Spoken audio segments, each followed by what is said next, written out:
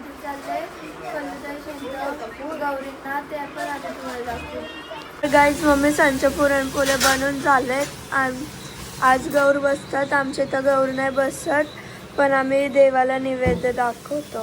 काही तुम्हाला दाखवलेला लास्ट व्लॉगमध्ये मागच्या तिच्या गौरीला वेणी आणले, आम्ही जाऊ ते पण तुम्हाला दाखवू.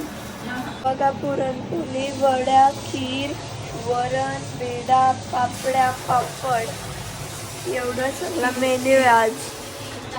खीर. त्यांनी यांचे पार्सल काही खपत नाही. आजचा पार्सल काय बाय? नाही मग काय. Okay okay. आता आम्ही चालत निवड दाखवायला काकी संचेत आणि सोनवा संचेत. ही बघा हिने घेतलं आणि टाटा. चला संच्या देवाला आज कमलाचा हार आहे, कसला भारी वाटतंय ना.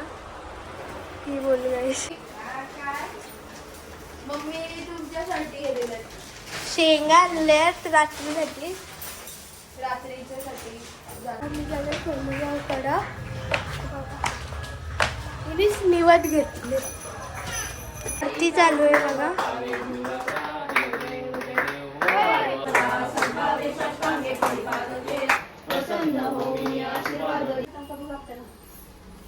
आरती झाल्याने आता आम्ही मोदक खायचं तुला. बघा मोदक खाते. घे. तो नाही, तो खा तू. सगळीकडे निवेद दाखवून झाले आणि आता आम्ही चाललो घरी. त्यांची फोटो शूटिंग चालू आहे गाईस. तर आता आम्ही निघालो आमच्या ताईकडे जायला. इथं पण मम्मी हवी गाडीमध्ये शेंगा घायला घेतलाय. मम्मीची फेवरेट सिरियल इथं पण आहे मोठी मम्मीच्या सोबत. की ट्रॅफिक आहे पक्की. आम्ही मगासपासून इथंच थांबलो. इथं अर्धा तास व्हायला आला आणि आम्ही ट्रॉफिक मध्येच होत. अजून किती ट्रॉफिक काय निघलोच नाही कुठं. आणि ट्रॅफिक आहे भरपूर. जोरात बोल ना मम्मा. मी कशाला बोलू? व्हिडिओ चालूच आहे. आम्ही 7वा प्लेन झाला. आम्ही इथं बसल्या बसल्या प्लेन मोजतो. आणि इकडं फुल जाम आहे एकदम. आम्ही अर्धा तास झाला इथं बसलो. वाशीला जायचं पुढे निघालोच नाही. मुंबईला जायला किती टाइम लागेल. पक्का. फायनली ट्रॉफिक मध्ये निघाले. एवढा बरा वाटला ना. आणि आता झाले 3:03 आणि आम्ही निघलो ट्रॉफिक मधून. ट्रॉफिक मध्ये आम्ही 15 प्लेन बघितलं. आम्ही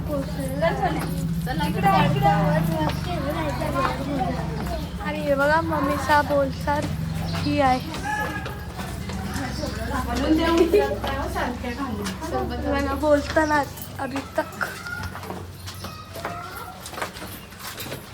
भारी वाटतंय ना. मला असं आवडलं. ज्वेलरी किती भारी आहे. गौरीला किती भारी सजवलंय. हॅलो ताई. हाय. हिच्या घरी आलोत आम्ही खायला. ताई तुम्हाला जेवायला बसवलं जाईल. मम्मीचा नाव बसव ना. हां चालेल. गौरी मस्त सजवलंय. हो. तुम्ही सजवलंय?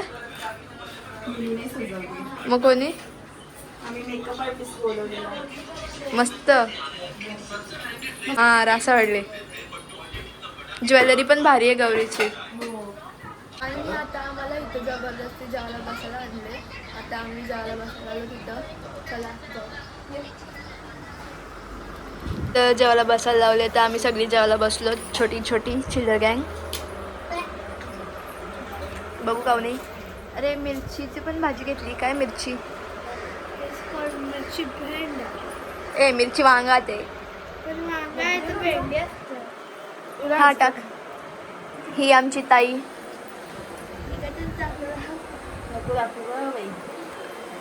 आता मी ताईकडून निघलोत आणि ताईच्या मामाकडं आलो. सगळी आहेत आम्ही. गणपती आणि गौर आहे.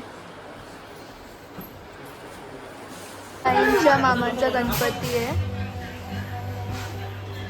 आम्ही गाडीत जाऊ. त्यानंतर कुठं जायचं आहे ते आम्ही डिसाईड करणार. ते आम्ही सांगू तुम्हाला गाडीत. तर आम्ही आता इथून निघलो आणि डायरेक्ट घरी जाऊ. आता गाईज आता आमच्या इथे आले दीदीचा भाऊचे फ्रेंड्स. आणि इथं माहिती आले गणपतींना. गाईज आता इथं बघा गुलाबजाम बनवतात प्रसादासाठी आणि मम्मीच इथं जेवायला हे काय बोलतात शेंगा साफ करतात. तर आता आमच्या त्या आरती आलेली आहे. दुर्गे दुर्गटवारी तुझी चौसारी अनाथ नाते अंबे करुणावी सारी वारी वारी जन्मा मरणाचे वारी वारी. हा समीर दादा आणि हा परेश दादा आमचे गणपतीचे पाय पडायला आले. आता आम्ही आलोत कॉलनीमध्ये विसर्जनाचे कपडे बघायला. बघू काही चॉईस होतं का नाही. आता आम्ही आलोत आमच्या कॉलनीतला गणपती बघायला. हा गणपती मार्केटचा राजा आहे आमच्या कॉलनीतला. ते चंद्रावरचे खड्डे किती ब्युटिफुल आहेत ना. आता आपण आलो किशनदाराकडे आणि आपण आधी सगळ्यांची माहिती करून देते. ही मनलताई आहे आणि ही प्रभाताई, ही खांद्यावरची आत्या, हे सोनू भाऊ, पनवेलचे मामा, खांदा गावण्याचे मामा, बंटी दादा काका आणि पनवेलची आत्या आणि स्मिता की. पवित्रा रडते बघा, तिला झोपाले म्हणून. आत्या तू आधी कशी गणपतीत फेल केलाची सांग. आम्ही पूर्वी म्हणजे आमच्याकडे गणपती टोपल्यात आणायचे. टोपल्यात म्हणजे बांबूच्या वेतापासून जी टोपली आहे ना त्याच्यामध्ये तूष टाकून गणपती आणायचे. आता खूप बदल झालेले आहेत. आता गणपती 4 व्हीलर गाड्यांमधून येतात. पूर्वी टोपल्यात गणपती आणायचे, त्याची पारंपरिक पद्धतीने पूजा व्हायची. आता खूप सगळे नारळ हार पेढे. पूर्वीच्या काळी एवढं नव्हतं, मोजकाच प्रसाद असायचा, पण खूप मज्जा यायची. खूप खेळायचो आम्ही, खूप आनंद होता. आता सुद्धा खूप आनंद आहे. आणि मग यो गणपती नवसाचा आहे. हा गणपती माझ्या नवसाचा आहे. मी लहान होती तेव्हा आमची बाई सांगायची म्हणजे आई की मी अशी खेळत असताना पडली तर माझा आवाजच बंद झाला. मग ती गणपतीला नवस बोलली की माझ्या मुलीला जीवदान दे, मग मी तुला 5 दिवस ठेवीन. मग तेव्हापासून हा गणपती माझ्या नवसाचा झाला. अच्छा, मग आधी कुठले कुठले गेम खेळायचीस तू. आधी आम्ही फुगडी, झेंडूचा फूल, कोंबडा, नंतर काटवट कंडा असे वेगवेगळे खेळ खेळायचो. ते कसे खेळायचे तिला शिकव जरासा. हा चल बरं असता ये मी ए तुला काव्या, शिकवते. चल शिकव. काव्या, येता बघ करून दाखव. चल इथे. दाखव. छोटी लागेल. बरं ठीक आहे, कोंबडा करून दाखव. झेंडूचं फुल येतो. झेंडूचं फुल पण नाही येत. प्रभा सांग बरं हिला कसं झेंडूचं फुल आपण खेळायचो त्या वेळेला. हे बघ असं बसायचं. हा एक हात वर एक हात खाली असं. झेंडूचं कर आता तू. तिथं जा, तिथं जा, तिथं जा, तिथं जा.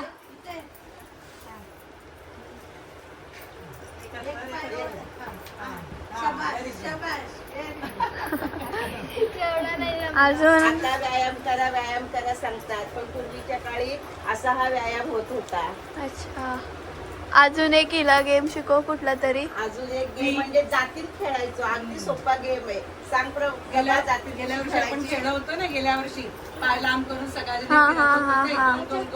हा तो जाती जाती म्हणायचं. फी तो माहितीये बसून खेळतो. बसून पाय सरकवून हा. खेळायचं. एवढेच या गेम आपल्याला आहे. जाम फी खेळता यायची, पण आता या हाताने खेळू शकत. आता पाय दुखतो. या आता जाम फी खेळायची. अजून एवढेच गेम खेळायचे. हा, एवढेच गेम खेळायचो 5 दिवस. पण पूर्वी गाणी आता म्हणत होतो, जागरणाला गाणी म्हटली जायची. खूप गाणी म्हटली जायची. पारंपरिक गोष्ट सांगायचे.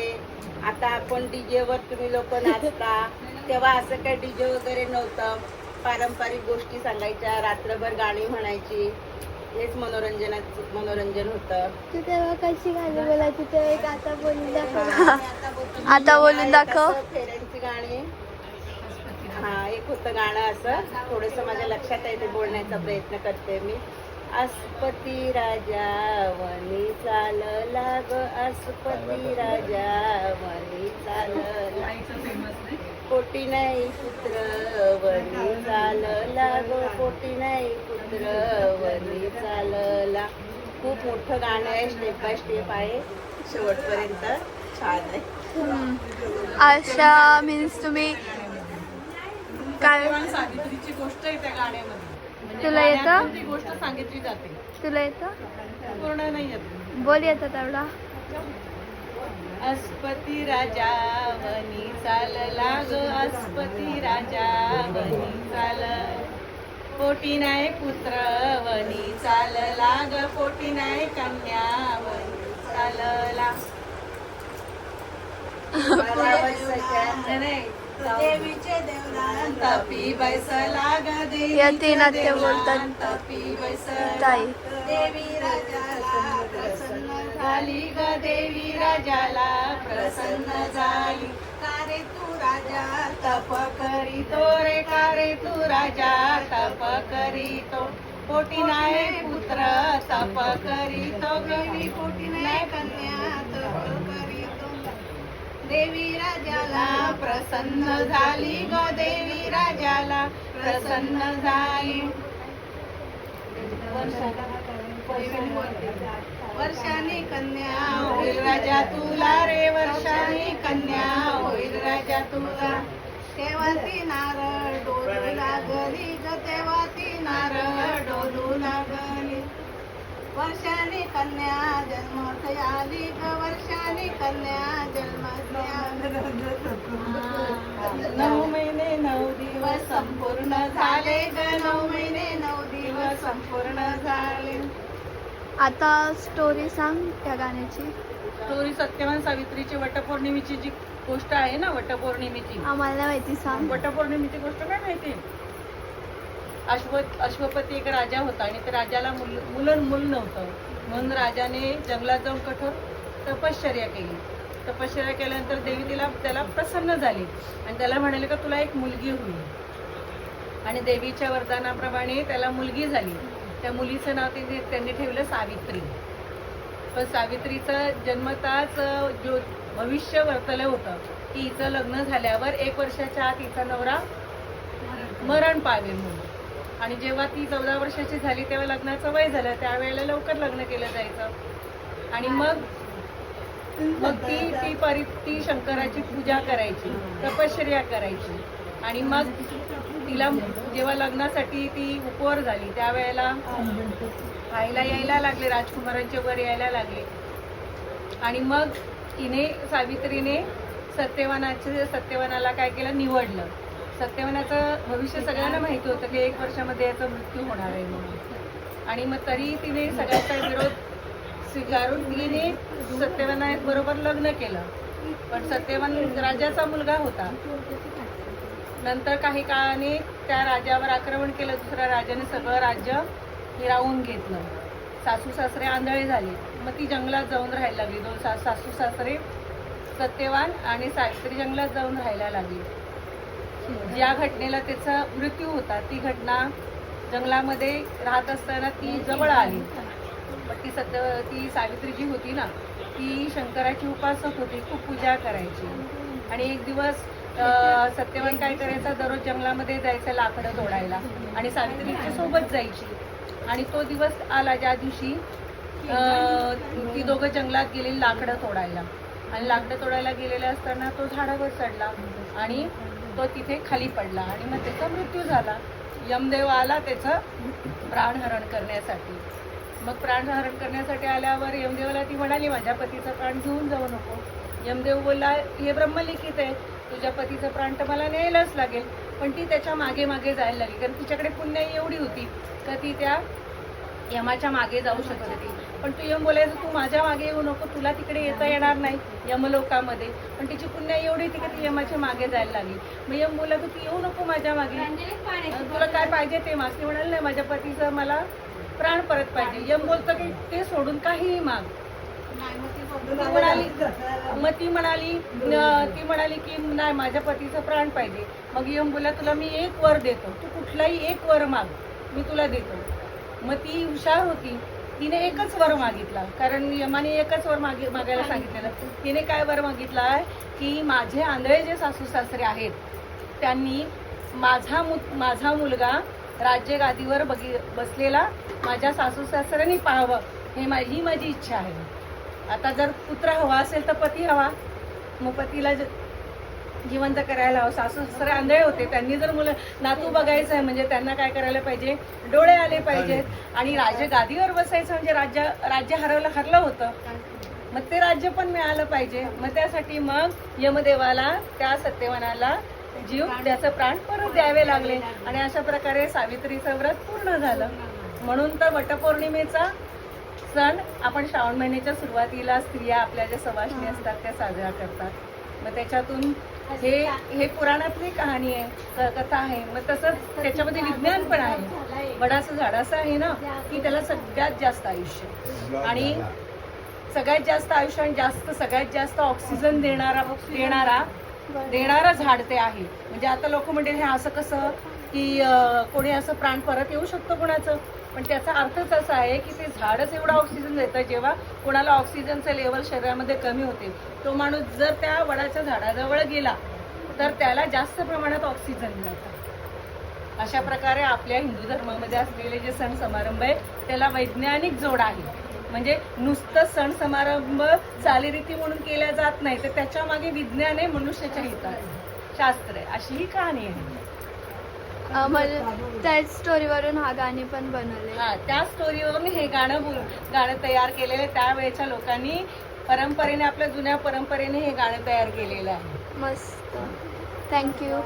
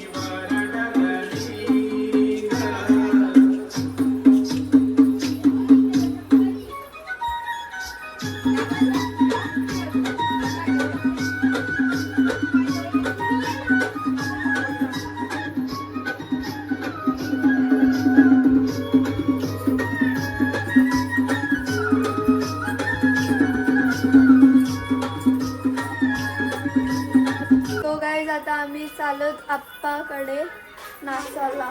जाईने आमच्यासाठी पावभाजी आणले की, पण आई बाहेर आहे, काम करते, परिस्थिती भरते आणि गरम करते पाव चिरदी. घेतलंच असेल आम्हाला आज ताईने कशी वटपौर्णिमेची गोष्ट सांगितली आणि आत्याने पण जुनी गोष्ट सांगितली. आजचा दिवस आमचा खूप धमाल मस्तीमध्ये गेला आणि हा व्लॉग आम्ही इथंच एंड करतो.